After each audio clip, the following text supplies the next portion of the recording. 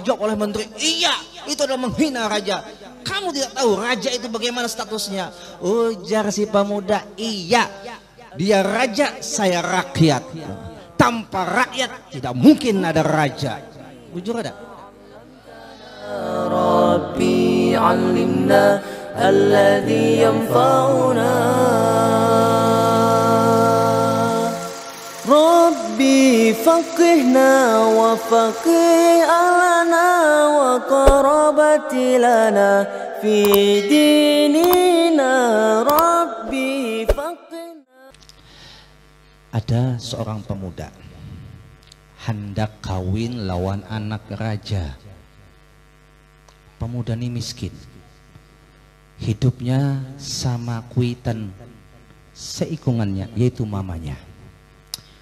Berdua hidup di rumah yang apabila diterpa angin itu atap terbang. Kebayang nggak Bian? Apabila ditiup angin atapnya terbang, diangkat lagi, dikembalikan lagi, ada angin lagi, angkat lagi, kembalikan lagi, saking miskinnya. Tapi si pemuda ini punya cita-cita tinggi. Apa cita-citanya? Hendak kawin lawan anak raja. Jamaah, jamaah. Kayak pian nih, hendak kawin lawan anak Jokowi. Ngaca. Iya. Itu bahasa mereka yang memandang dunia. Kada setara. Mustahil. Kita nih nakai orang yang kada bisa apa-apa, hendak nikahlah lawan anak raja. Mainak buntung batua, molah mama setruk nakai. Aduh, mamanya kepedean benar ikam nakai mah ya, gerigitan tanginang inung-inung. Allah, ya kan kadang kuitan kan maasakan status, tapi yang namanya kemauan si anak, ulun yakin mak tidak ada yang mustahil bagi Allah. Nah ini harus kita tanamkan wahai pemuda. Jangan sampai kalian pemuda tapi mentalnya orang tua mah. Manjadda wajada. Masya Allah. Tulis tuh di dinding kamar, manjadda wajada. Siapa yang bersungguh-sungguh pasti ia dapat. Tidak ada yang bisa menghalangi cintaku padamu Zulakleha. Singkat cerita biar. Si pemuda tadi minta tolong lawan mamanya, ayo ma kita datang nah ke kerajaan. Kira-kira pian mau aja lah. Ujar mamanya kada kira-kira lagi, aku dasar ada mau. Nggak ada mau aku.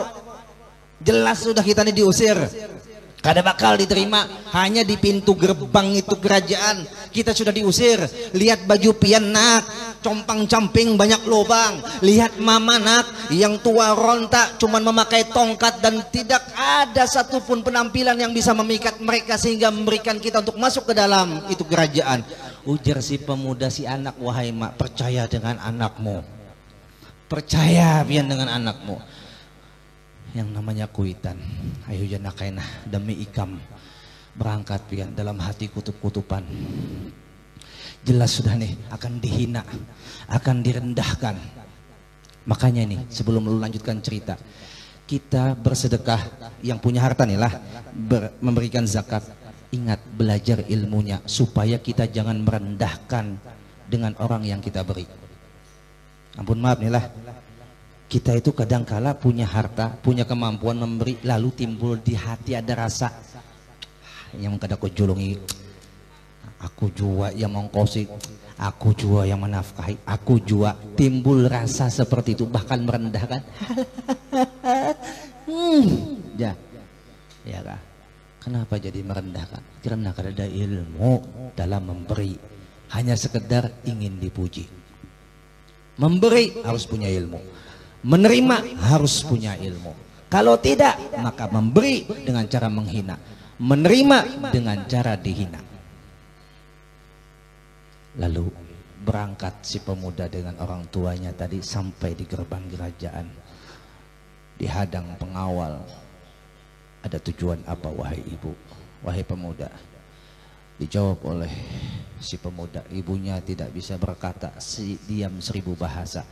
Tapi yang namanya anaknya tadi semangatnya luar biasa. Wahai Panglima, wahai para penjaga, izinkan saya masuk. Saya punya hajat dengan Paduka Raja.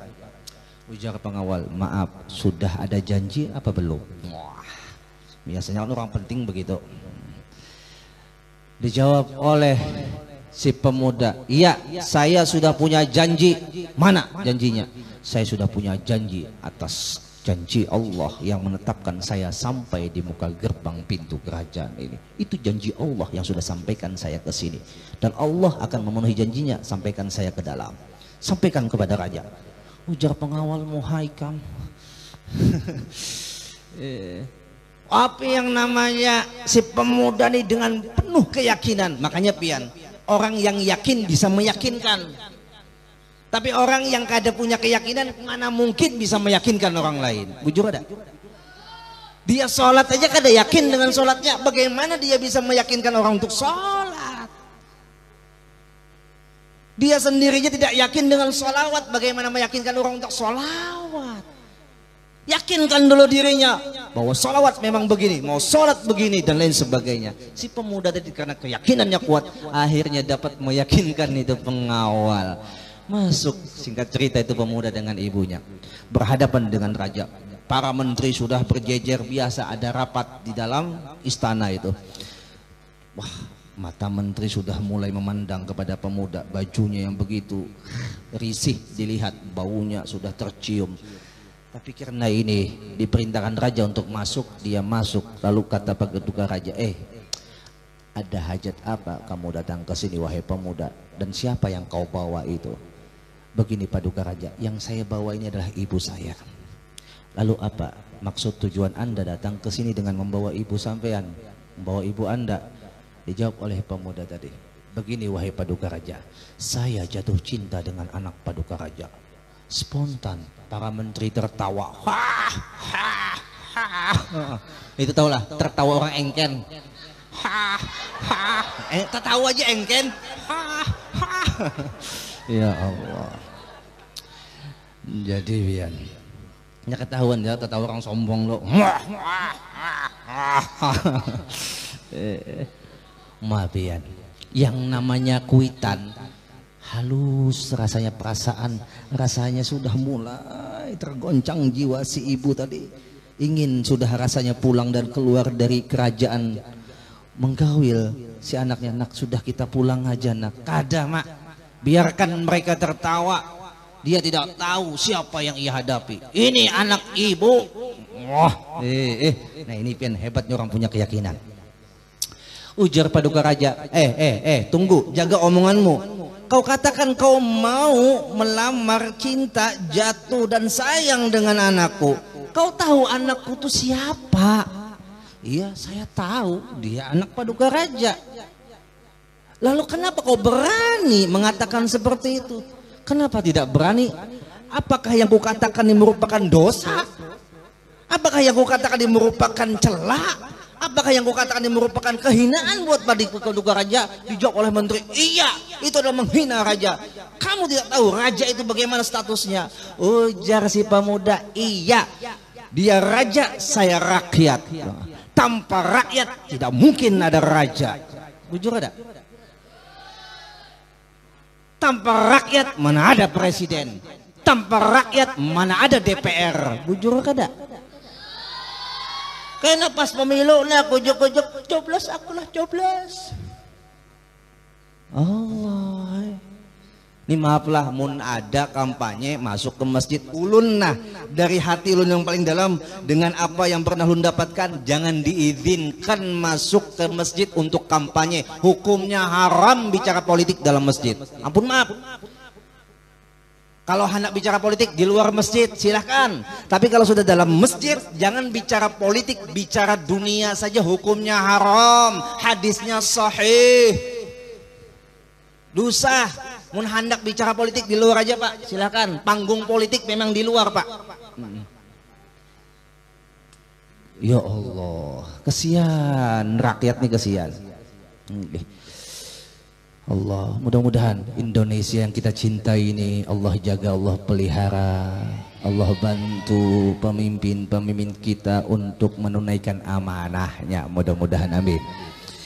Singkat cerita, ujar raja, oke lah, aku tidak bisa membatasi keinginanmu, tapi ada syarat yang harus kau lakukan. Ujar pemuda, apa syaratnya? Ini orang yakin gue, nyaman pian. Yakin Allah. Ujar si pemuda tadi, apa Paduka Raja syaratnya? Silahkan, saya siap memenuhi syarat yang Paduka Raja berikan. Ujar raja, saya mau intan sebesar kepala Anda. Saya mau intan mutiara sebesar kepala Anda. Wahai pemuda. Mamanya menangis. Jangan intan, hintan lu sebiji kada bisi. Ya Allah, menggawin pulang ke anak, nak boleh, sudah boleh. Supan mama, supan. Mak, percaya lawan anak pian. Aduh, stres jadi ada mamanya nih. Allah. Ujar menteri, begini Pak Paduka Raja, kasih waktu seminggu. Ujar pemuda, jangan 1 minggu, 3 hari saya siap memenuhi. Ujar raja, hungangnya nih manusia. Halo, ini keyakinannya hebat ini, Masya Allah. Setelah itu, buliklah pemuda tadi. Sampai di rumah, ibunya menangis-nangis, nak kedusah lagi nak ikam. Kita akan dihina, satu negeri ini akan tahu oleh sikap pian yang sudah memalukan dan memilukan. Jangan nak, jangan mak. Percaya mak, kita punya Tuhan yang maha kaya. Berangkat si pemuda tadi membawa lukah. Tahu lukah lah? Apa lukah? Ya gak ada tahu. Kalau bahasa Jawanya lukah itu apa? Jajan. Jala. Nah ya, membawa jala. Jalanya tuh belubang hapulang. Membawa jala belubang. Jangan intan, iwakin kada sangkut. Jangan iwak tahin kada sangkut. Rabit jalanya. Ya Allah. Tapi yakinnya si pemuda nih, ya Allah. Bawanya jala, bawanya ember. Berangkat ke pinggir laut. Ini cerita dalam kitab nih. Lalu si pemuda tadi mulai pagi berangkat, dia lempar itu jala. Setelah dilempar dia tarik, dia ambil lagi ember, dia ambil itu air laut, dia timba, dia buang ke dasar pantai, ke pinggiran pantai. Begitu jam demi jam dilewati dengan ucapan, ya Allah, aku sudah berikhtiar, aku ingin mendapatkan intan, engkau maha kaya yang maha mengabulkan segala doa, aku yakin kekuasaanmu lebih daripada kekuasaan Paduka Raja, engkau sang raja di atas segala raja. Ini orang yakin, orang yakin. Ditimbanya terus jala, timbanya terus. Iwak dalam laut bingung, nah aja iwak, kenapa pemuda yang di atas nih habis kena banyu laut di kurasnya. Lalu jiwak seikongnya pulang, dah walai kita cariakan aja mutiara ke bawah, bariakan aja dah mutiara tuh. Iwak-iwak dalam laut atas izin Allah berlomba-lomba mencari mutiara, sehingga mutiara dilempar oleh ikan yang paling besar, ikan nun, dilempar dengan mulutnya, besarnya lebih daripada kepala, 3 biji pulang. Ayo 3 biji, mungkin 2 biji gin biji halus. 3 biji, ya Allah. Intan mutiara gonol kayak kepala, 3 biji. Aduh, bisa kayak pian, kayak kita bisa mati takajud. Allah, takajud sugih. 3 biji diangkat, itu intan malam pulang ke rumah, dibawa sampai dihadapkan ke tempat ibunya pun kaget, pingsan Bapak Ibu, pingsan, dan dibangunkan nangis tasyakur, syukur luar biasa kepada Allah. Akhirnya besok harinya berangkat, belum sampai lagi waktu 3 hari berangkat lagi. Sampai di kerajaan, di istana, lalu pengawal sudah tahu bahwasanya si pemuda dan ibu ini punya janji. Dipersilahkanlah masuk. Setelah masuk menghadap kepada paduka raja. Ujar raja, belum masanya, aku beri seminggu waktunya. Iya paduka raja, ini sudah aku penuhi. Ini mutiara. Dibukalah dalam ikatan kain. Melihat itu mutiara besarnya kayak kepala. Ujar paduka raja, dapat di mana Ikam? Mengambil di mana? Mencuri di mana? Nih pang sakitnya orang miskin. Ya kan? Baharta dipadahkan mengambil. Ya Allah. Tapi ya tadi si pemuda yang yakin kembali dapat meyakinkan paduka raja. Ujar si pemuda, wahai paduka raja, manjada wajada. Siapa yang bersungguh-sungguh pasti akan dapat. Aku ingin dapatkan anakmu dan kamu ingin dapatkan ini intan mutiara, maka aku penuhi semuanya atas izin yang maha kuasa. Ini mutiara sebesar kepala aku persembahkan kepadamu, bukan 1 paduka, tapi 3. Menteri-menteri yang tertawa tadi nangis, pingsan, tahajud. Makanya jangan pernah kita mengecilkan orang yang kita hadapi sekarang. Bisa jadi besok dia lebih kaya daripada kita. Jangan pernah merendahkan orang lain hanya karena dunia, lalu kita rendahkan statusnya. Yang namanya dunia tidak disebut sebagai hukum yang baku, karena dunia hukumnya tak tentu, berubah, bisa terjadi kapan saja kalau Allah mau. ربنا أنفعنا بما علمتنا ربي علمنا الذي ينفعنا ربنا أنفعنا بما علمتنا ربي علمنا الذي ينفعنا